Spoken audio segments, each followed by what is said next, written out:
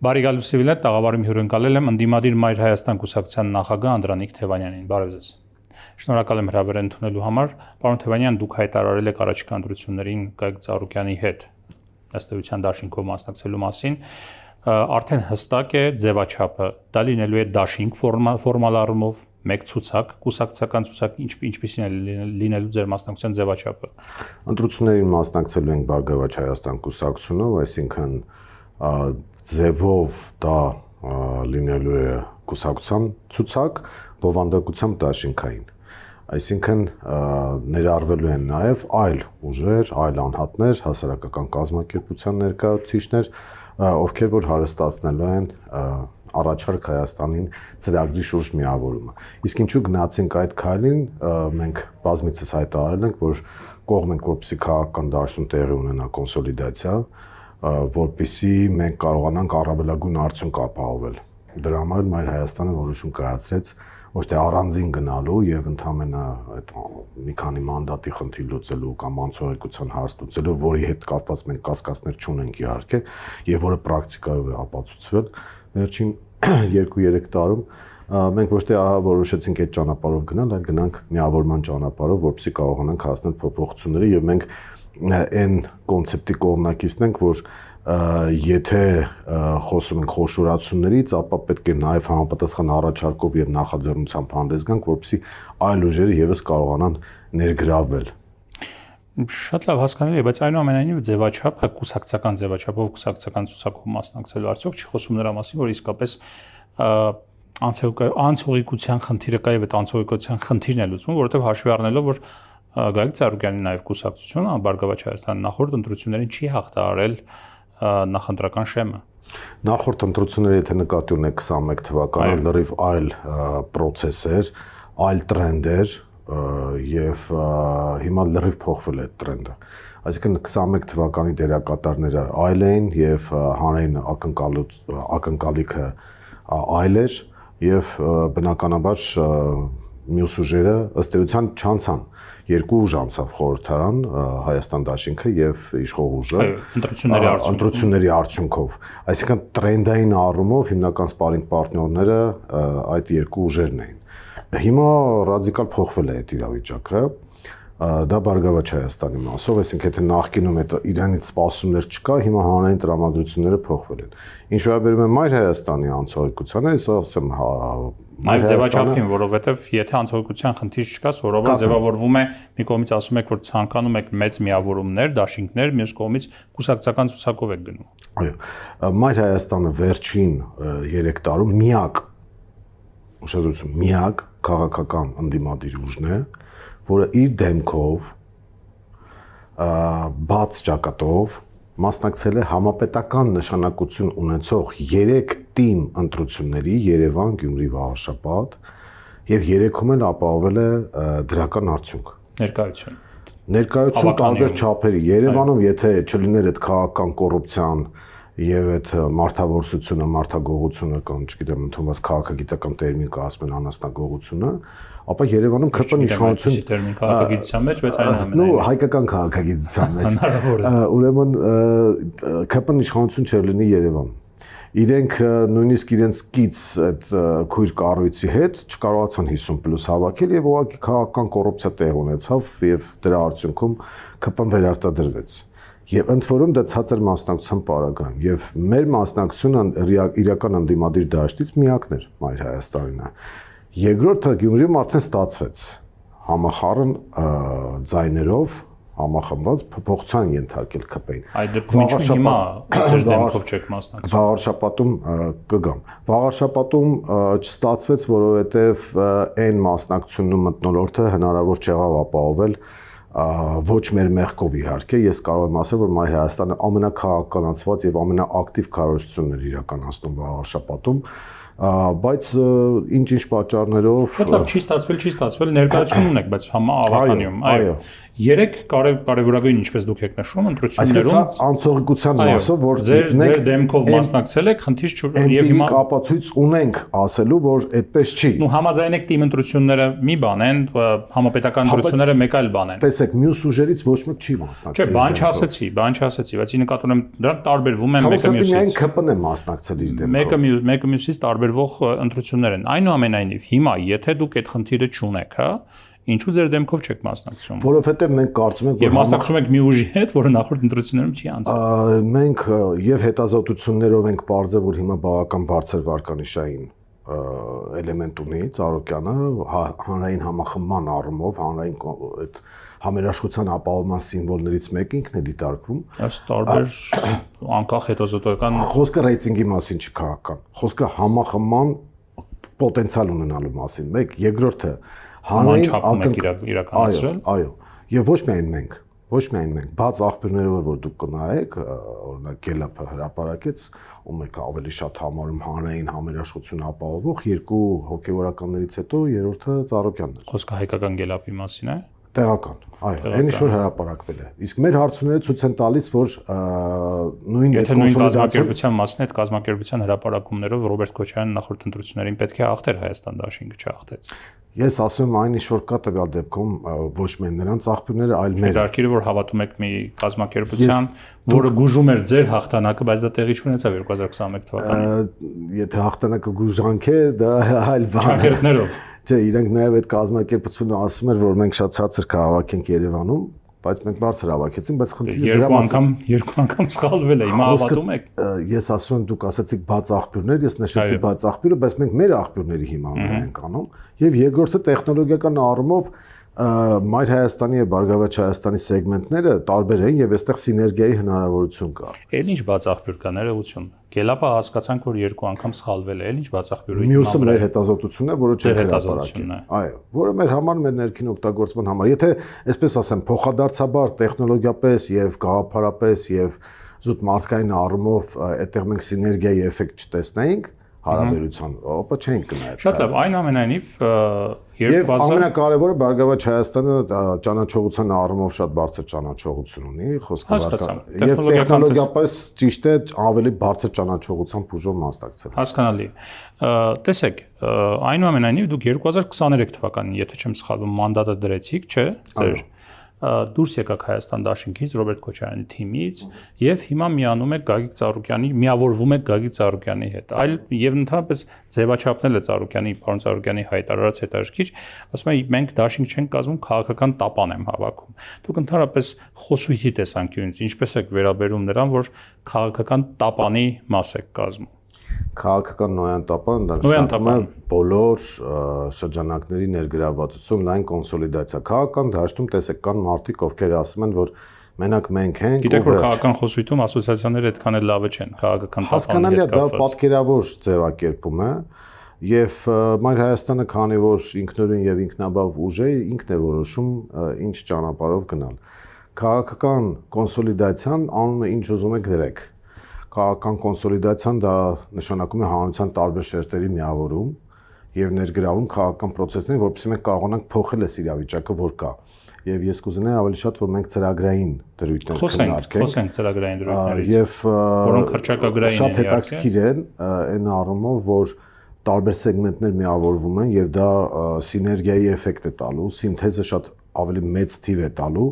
քան կարելի էր պատկերացնել այլ պարագաներ։ Այս հարցը ձեզ տվել են իհարկե հանրային հեռուստաընկերությունում հարցազրույցի ժամանակ, բայց չեմ կարող չտալ մի փոքր երևի վերաձևակերպելով, որ ասում եք սիներգիայի մասին, հա, տարբեր հասարակության տարբեր խմբեր են միավորվում։ Այս պահին, եթե ես չեմ սխալվում, ինձ ուղղեք, եթե սխալվում եմ, քաղաքական ուժերից հայտարարել են պարոն Սուրյանյանցի ղեկավարած քաղաքական ուժը, ձեր ղեկավարած քաղաքական ուժը եւ դե Բարգավաճ Հայաստանը, որ միավորվում են իրեն ջանքերը այս ընտրությունների ժամանակ, հա։ Այս երեք ուժը իսկապես, այս երեք ուժի նախ մասին եք խոսում սիներգիայի տեսանկյունից եւ արդյոք դա բավարար է։ Նախ կարող են միանալ նաեւ հասարակական կազմակերպության ներկայացուցիչներ, այլ քաղաքական ուժեր, որոնց հետ նաեւ բանակցային գործընթաց կա, ուղղակի քանի որ այն չի ավարտվել, ես չեմ կարող հրապարակել։ Կարող են նաեւ ակտիվ անհատներ միանալ, ովքեր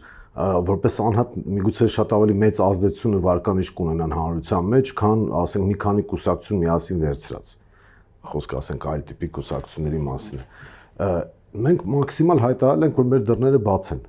Մենք խոսում ենք քաղաքական դաշտի բավական լայն սեգմենտի հետ։ Մենք չենք ասում, որ գիտեք ինչ, ձեր խնդիրն այն է, որ դուք չխանգարեք մեզ եւ հետեւաբար գնացեք տուն եւ մի մասնակցեք ընտրություններին։ Ես դա համարում եմ սխալ մոտեցում։ Այսինքն այդ վերամբարձ ձևակերպումը, որ մենք ենք ուժեղը եւ դուք ընդհանրապես մի մասնակցեք, որ փոշիացնեք, ես դա սխալ եմ համարում։ Մենք դրա համար հայտարարել ենք, որ մենք բաց դռների քաղաքականություն ենք վարում եւ կարող է գալ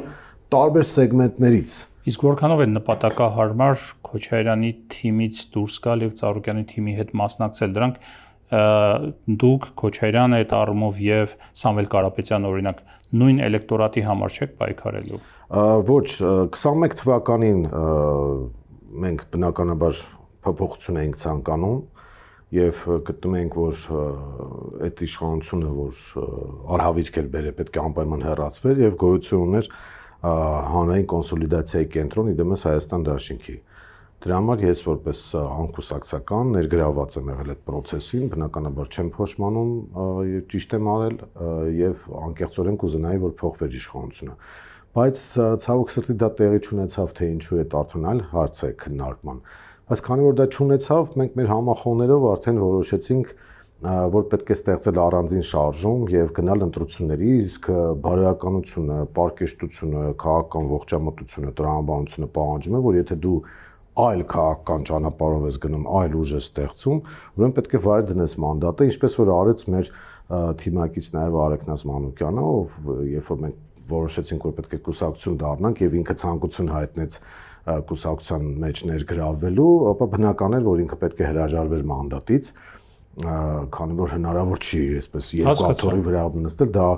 մենք համարում ենք հիվանդ երևույթ եւ այդ առումով ես խնդիր չեմ տեսնում։ Իսկ ինչ վերաբերում է Ծառուկյանի հետ համագործակցությանը, ապա դա էլ մեր ինքնուրույն որոշումն է եղել եւ մենք գտնում ենք, որ դա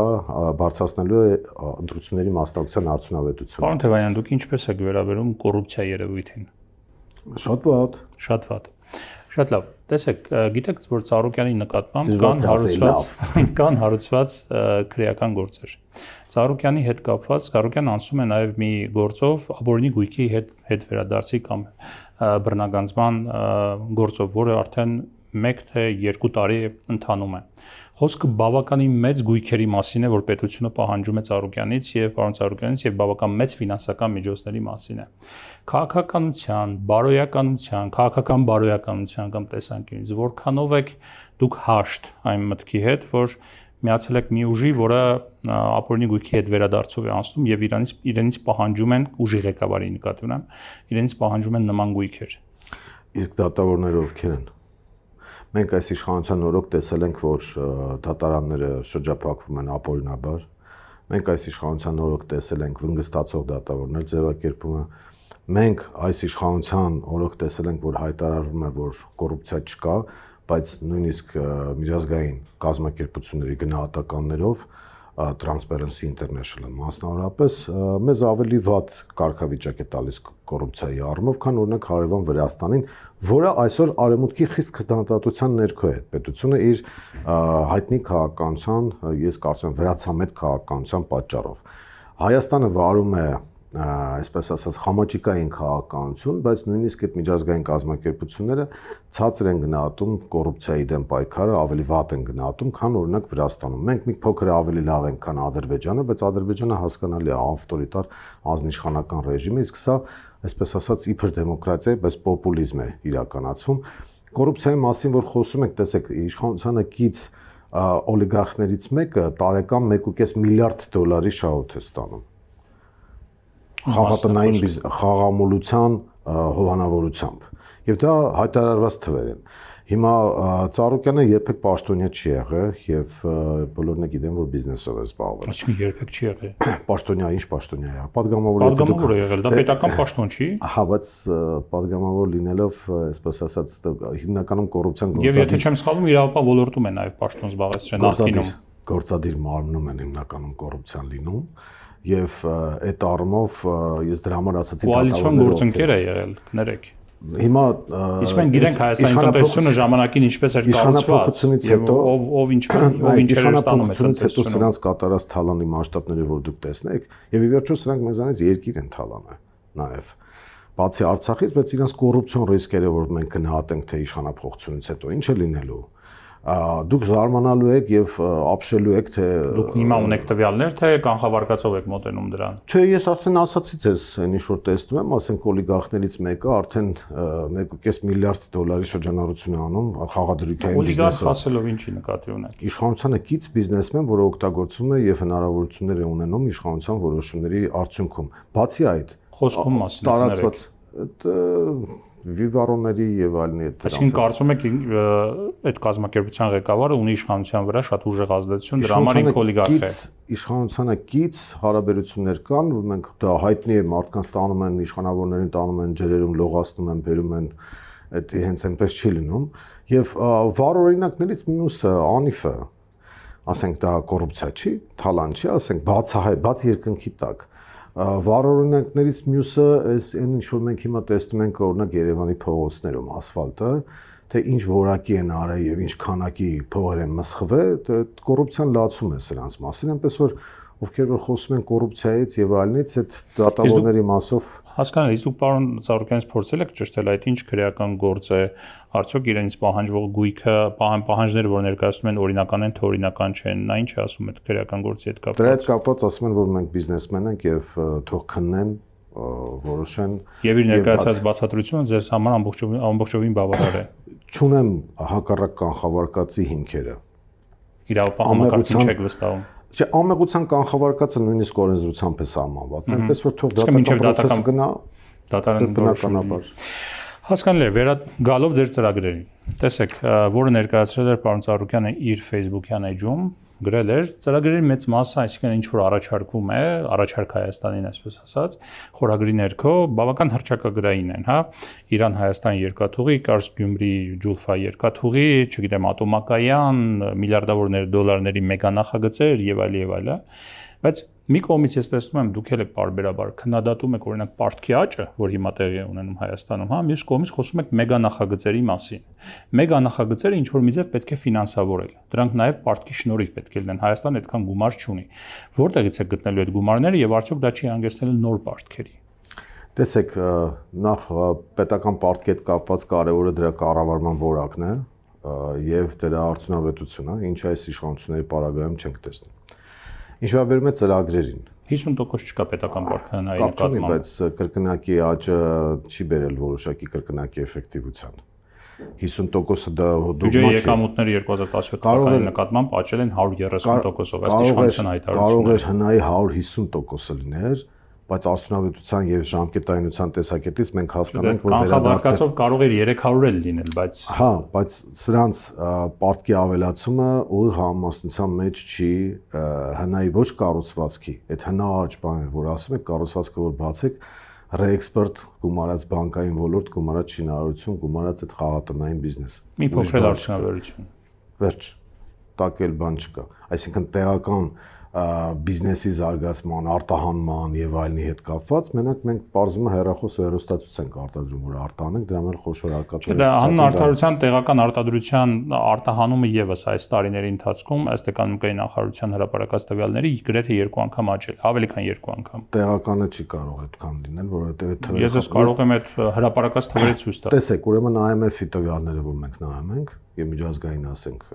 կազմակերպություն նույնիսկ հնայի հետ կապված թվերը օրինակ համատում եմ ես Միացյալ Նահանգները, Վրաստանը, Հայաստանը եւ համատում եմ պաշտոնականները եւ իրենց հրապարակած թվերը, ուրեմն նրանց է համընկնում, մերը չի համընկնում։ Մերը միջազգային կազմակերպությունը տալիս է օրինակ 27 միլիարդ դոլար հնա 20 թվականին։ Պաշտոնականը ես նայում 29 միլիարդ են իրենք հրապարակել։ Տնտեսական աճի մասով սրանք 7 քանիս են հրապարակում, միջազգայինը 4 քանիս, բայց վերադառնանք ծրագրերին։ Գումարները որտեղից է գտնելու այս ծրագրերը ֆինանսավորելու համար։ Կբացատրեմ հիմա։ Տեսեք, մեր ծրագիրը նախ պետք է հարստացնել, այսինքն այն ինչ որ մենք ենք առաջարկում, նաև ներառվելու է այդ այն ինչ որ հրապարակվել էր, դա դեռևս մեր առաջարկները ներառած չէր։ Ծրագրի մեջ կա հետևյալ առանձնահատկությունը, դու ունես ընթացիկ ծրագիր, օրինակ հնգամյա ծրագիր, որը արդեն մենք հրապարակելու ենք շուտով, եւ ունես մեգա նախագծեր, որոնք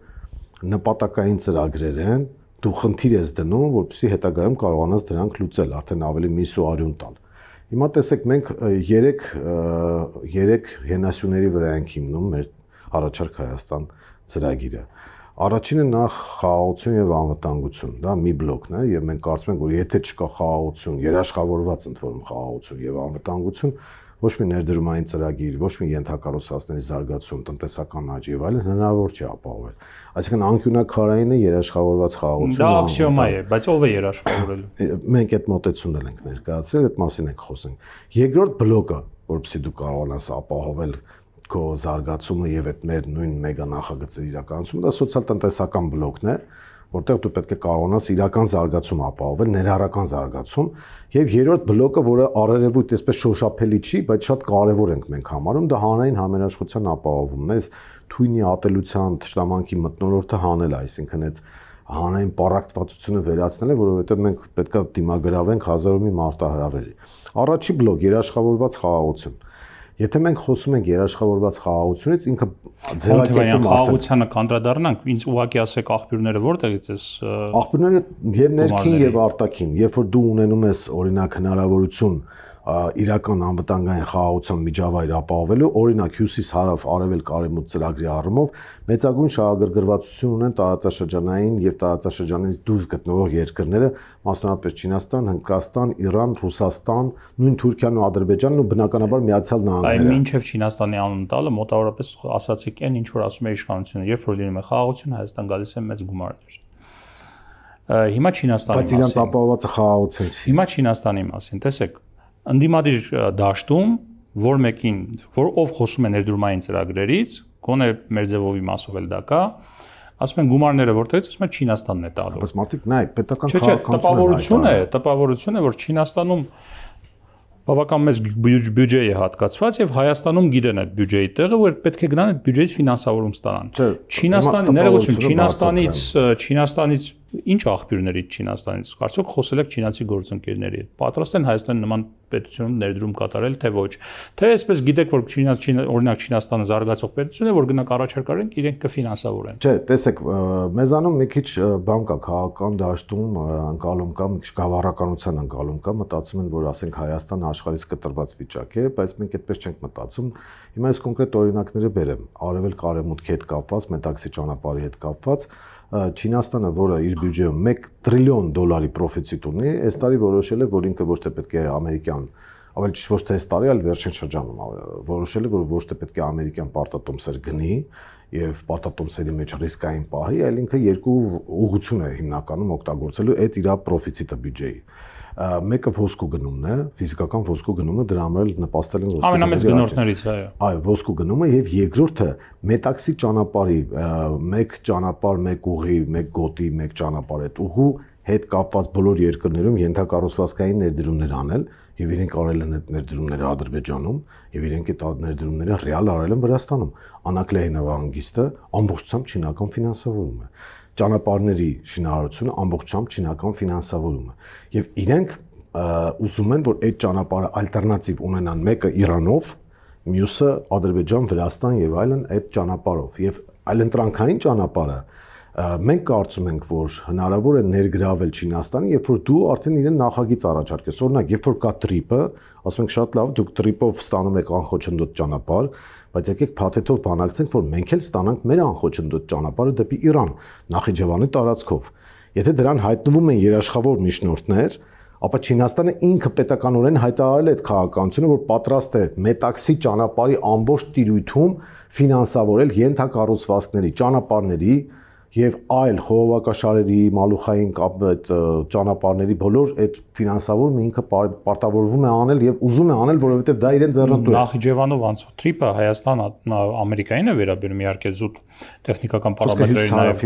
տեսանկյունից։ Դուք ասում եք Նախիջևանը դա Ադրբեջանի տարածքն է։ Եվ ինչպես է Հայաստանը ներգրավելու Չինաստանին, որ փաթեթով այնտեղ էլ, չգիտեմ, Չինաստանը այս առումով ներդրումներ, ներգրավվածություն ունենա Նախիջևանի մասով։ Տեսեք,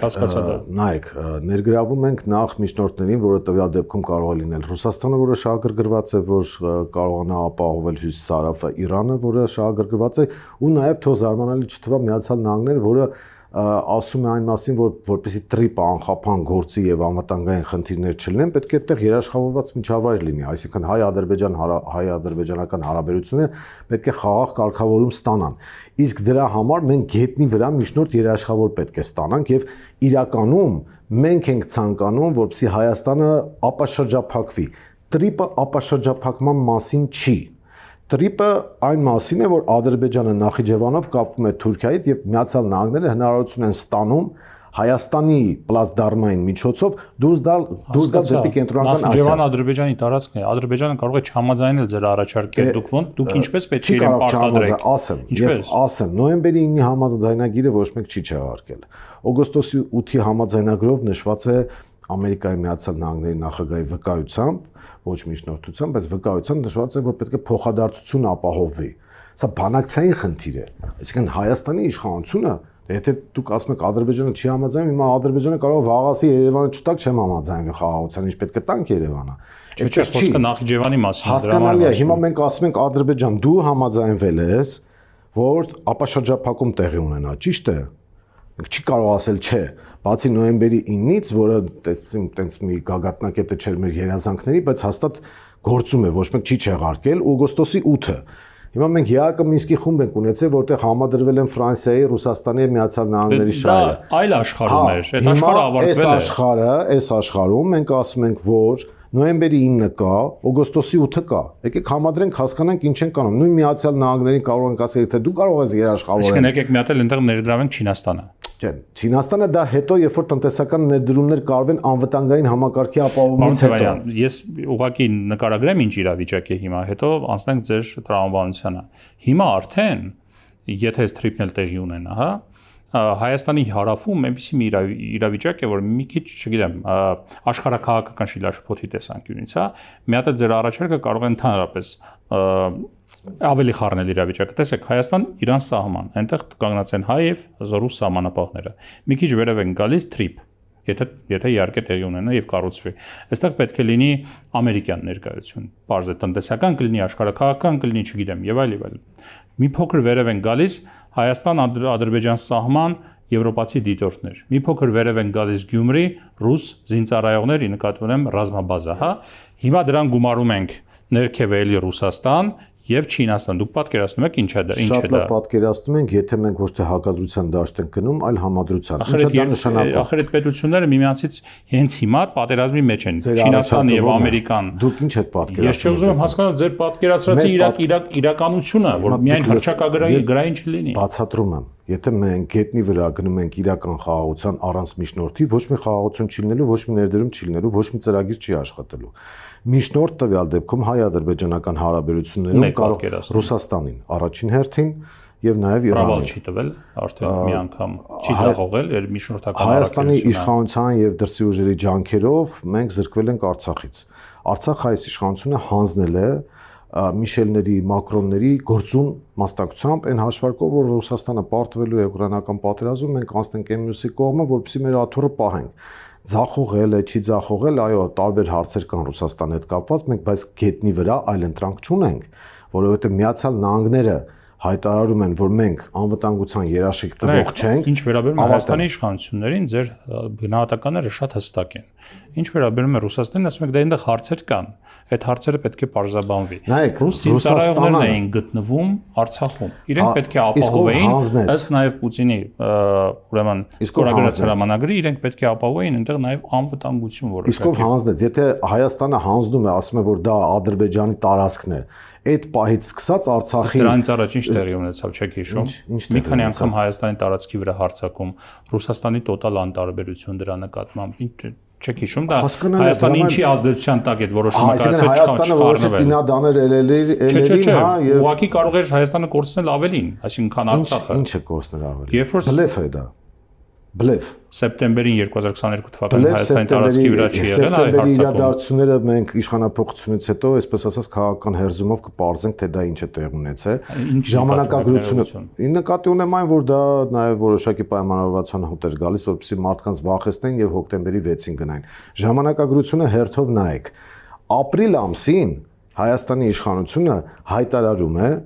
որ ինքը ուզում է իջեցնել Արցախի հետ կապված այդ կարգավիճակի նշաձողը ապրիլ ամսին։ Հետո գնում է դիմադրության շարժումը, որոշակի հետաձգումներ, սեպտեմբերին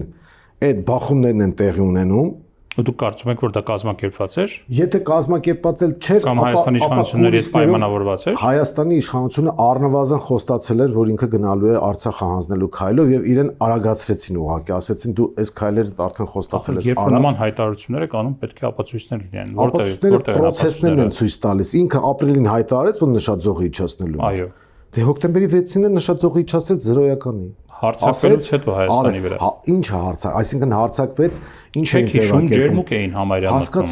Հասկացա, իսկ ինչի հարձակվեց, որովհետև խոստումներ էր տվել, որ իջեցնելու են նշաձողը եւ չէր ուզում, վախեցել էր այդ դիմադրության շարժումից, հանրային ընդվզում։ Դուք հիշում եք, իր բարերը ասեց, ես չեմ հասկանում այդ առումով ընդդիմության ասած այն իմաստով, որ ինչ է ցանկանում կամ ինչ է ակնկալում իշխանությունից, իջեցնել նշաձողը, թե չիջեցնել նշաձողը։ Երբ իջեցնում է, դուք ասում եք, որ այ չիջեցնելու արդյունքում մենք ունեցել ենք հարձակում, ինչպես դուք եք ասում։ Ոչ, ինքը եթե դու կուլիսներում խոստումներ չես տալիս, իսկ այդ խոստումների հոտը գալիս էր նույն Մակրոնների հայտարարությունով։ Դուք հիմա պատկերացնում եք, որ այսպես նատուրալիստական, ես պետք է կամերայով ցույց տամ, թե ինքը ում ինչ էր խոստացել։ Ես կարծում եմ, որ դուք հիմա պատասխանատու քաղաքական գործիչ եք։ Երբ անում եք նման հայտարարություն, որ պոլիսներում խոստացել են, դա ապացուցող հանգամանքներ պետք է լինեն։ Պրակտիկան ապացուցում է, Մակրոնը երբ որ հայտարարում է, որ ապրի Նիկոլը շատ խիզախ քայլեր է գնում, եւ դրանից հետո մենք տեսնում ենք գործողությունները։ Պուտինն էլ էր հայտարարել, որ կողմերից պահանջվում է խիզախություն այս հարցը լուծելու։ Դա նշանակում է, որ Պուտինը դրդում էր Հայաստանին նոյեմբերի 9-ով, լսեք, եկեք Պուտին, Մակրոն, Միշել դրանց մի կողմ թողնենք եւ հասկանանք մենք ինչ ենք ունեցել։ Դուք եք իրենց կատարում, ես չեմ կատարում։ Մասնակիցներով իրենք հոկտեմբերի 6-ին 22 թվականի պաշտոնապես հանձնեցին Արցախը Ադրբեջանին, դրանից հետո արդեն կլներ ռուս, կլներ ֆրանսիացի, թե ամերիկացի, թե ինչ, չէր կարողանա իր անվտանգային ֆունկցիան կատարել, որովհետև դրանից հետո Ալիևը արդեն ասում է, որ սա իմ տարածքն է։ Իսկ ինչ այդ կատարում էին ռուս։ Լավ, վատ կատարում էին։ Այսինքն ռուս խաղապահի ներկայությամբ իր կողքը նստած որ տրակտորիստին ադրբեջանցի դիպուկահարը շատ վատ է, բայց կատարում էին։ Այդուհանդերձ այդտեղ հայ կար։ Հայկական Արցախ կար, Արցախի հարցը դերևս օթում կախված էր կարգավիճակի առումով։ Հիմա խաղաղության առումով եթե դա չլինի, մյուս մեգա նախագծերը խնդիրներ են ունենալու։ Հիմա խաղաղությանը գալով։ Տեսեք, հիմա կա անցած տարվա օգոստոսի Վաշինգտոնի գագաթնաժողովից հետո կա նախաստորագրված փաստաթուղթ խաղաղության պայմանագրի տեքստի մասին է, որը նախաստորագրվել է արտաքին գործերի նախարարների մակարդակով։ Դուք այդ տեքստին ծանոթ եք վստահ եմ։ Եթե գաք իշխանության, այդ տեքստը ստորագրելու եք թե ոչ։ Եթե նման առաջարկ լինի իհարկե, ստորագրել այդ տեքստը։ Նախաստորագրված թուղթը մի քիչ ուրիշ բառ կօգտագործի, բայց լավ, այսպես ասեմ, որևէ արժեք չունի, քանի որ հակառակ կողմը նախապայմաններով է հանդես գալիս։ Օրինակ Ադրբեջանն ինքը չի ասում, որ է ստորագրել, ինքը ասում է համանությունը փոխի, որ ստորագրենք։ Հետո իրանք պահանջներ են քաշում ադրբեջանցիների բնակեցման, հետո արդեն հազարով մի այլ պահանջներ առաջ քաշեն, եւ դա պատճառը այն է, որ մենք բանակցում ենք առանց միջնորդ երաշխավորի։ Եթե հայկական կողմը թույլն է, Ադրբեջանն ու Թուրքիան անընդհատ պահանջներ են առաջ քաշում։ Հիմա ուղղակի այսպես ասած շոու հրադադար է, ոչ թե խաղաղություն է, այլ շոու հրադադար, ինչպեսին որ մենք ունենք 44 օրյա պատերազմից առաջ։ Ես ճիշտ եմ հասկանում ձեր ասածը, որ պետք է միջնորդ երաշխավոր, դա կարող է ձեր կարծիքով դա կարող է լինել Ռուսաստանը, եւ այդ միջնորդ երաշխավորի ներկայությամբ կարելի է փոխել այս պայմանագրի տեքստը։ Լավարկել, բանակցել եւ մեր շահերը պաշտպանել։ Օրինակ, եթե տրիպով իրենք անցնում են, շատ լավ անխոչնդոտ անցնում են, նրանց գրել են, չէ՞, ինքնիշխանության, տարածքային ամբողջականության, ուրեմն մենք պետք է հասկանանք դա ոնց է ձևակերպվում, գրել են նաև փոխադարձ շահավետությամբ, չէ՞։ Մենք է պետք է ստանանք։ Նոյեմբերի 9-ի փաստաթուղթը մինչև չի չեղարկվել։ Չգիտեմ, չի չեղարկվել, ես նկատի ունեմ մինչև այդ հայտնի իրադարձությունները Արցախի հետ կապված, Արցախի վրա հարձակում Ադրբեջանի կողմից եւ էթնիկ զտումը, նոյեմբերի 9-ի փաստաթուղթը պարբերաբար խախտվում էր։ Մինչև այդ 9-րդ կետին հասնելը։ Ռուսաստանը այդ առումով որպես միջնորդ երաշխավոր ոչինչ չի արել, էական չի արել, որ այդ փաստաթուղթը չխախտվի Ադրբեջանի կողմից։ Հիմա ինչու է կարծում, որ ինքը իսկապես կկարողանա բեկում մտցնել այս process-ում։ Որովհետև երբ որ Հայաստանի իշխանությունը խաղում է Հայաստանի դեմ, ոչ մի Ռուսաստան չի կարող ավելի հայամետ լինել, քան Հայաստանը։ Եթե հոկտեմբերի 6-ին, օրինակ, դուք ասում եք խախտվել եք, նկատի ունեք նաև բլոկադան, ճիշտ է։ Այսինքն շրջափակումը, լաչին, այո, իսկ դա երբ տեղ ունեցավ։ Կրակոցները արցախցիների վրա մինչև այդ եւ։ Շատ լավ, երբ տեղի ունեցավ, առավել ինտենսիվ։ Երբ որ հոկտեմբերի 6-ին հանձնեցին Արցախը Ադրբեջանին։ Դրանից առաջ փառուխը տեղի ունեցավ։ Կային խնդիրներ, այո, բայց Հայաստանի իշխանությունները իրենք, այսպես ասած, արդեն ворթեգրել էին Արցախը հանձնելու քաղաքականություն, ուղղակի այնտեղ գնում էր հոգեբանական գրոհը։ Եթե Հայաստանի իշխանությունը հստակ պաշտպանում է իր շահը, ես ես վստահեցնում եմ, եւ Միացյալ Նահանգները կարող են մեզ հետ դաշնակցել նորմալ, արժանապատիվ ձևով, այլ ոչ թե օգտագործել։ Ձեր պատկերացրածը որ Սա է պատերազմը, սա է պատերազմը իրական։ Ու նոր ռազմական գործողություններ Ոչ մի ռազմական գործողություն չի լինի, որովհետև Միացյալ Նահանգները շահագրգռված չեն լինի, Ռուսաստանը եւս շահագրգռված չէ։ Այսինքն ինչ է նշանակում պատերազմ։ Երբ որ մենք Հայաստանին ասում ենք, որ Հայաստանը պետք է ստանա ճանապարհ փոխադարձաբար, ինչը մենք փաստորեն ասում ենք պատերազմ է, ուրեմն խափում են, որ այստեղ փոխադարձություն կա։ Ուրեմն Ադրբեջանը վաղ կարող է ասել, որպեսզի պատերազմ չլինի, Երևանը հանձնենք։ Եթե այս իշխանության մոդելով գնանք, իրենց պատկերացրած խաղաղությունը այնպեսին է, ինչպեսին որ այսօր կա Արցախում։ Գերեզմանային խաղաղություն առանց հայերի։ Մենք այդպեսի խաղաղություն չենք ունենում, մենք իրական ու երաշխավորված։ Ես ճիշտ եմ հասկանում, անգամ եթե Ադրբեջանը մի պահ վերացնի այս կամ պատկերացնենք մի պահ որ չկա այդ պահանջները, չգիտեմ, սահմանադրություն փոխել եւ այլ, հա, եւ կա այդ նախաստորագրված տեքստում արտահայտված այն ամեն ինչը հիմա կա։ Եթե անգամ այդ պայմաններում լինի, դուք չեք ստորագրի այդ տեքստը։ Մենք չենք ասում, որ պետք է վերափոխվի։ Մենք ասում ենք բանակցել ենք, օրինակ գերիների հարցը պետք է ներառել։ Մենք կարծում ենք, որ պետք է իրական ապաշրջափակման հարցեր դնել։ Այսինքն մինչև բոլոր հարցերը չլուծվեն, մենք կողմ ենք փաթեթային քննարկումներին, այլ ոչ թե փուլային զիջումներին։ Հասկացա։ Շնորհակալ եմ։ Սիվիլյանցի տաղավարում ես զրուցեցի Անդրանիկ Թևանյանի հետ։ Առողջ եղեք։ Կհանդիպենք։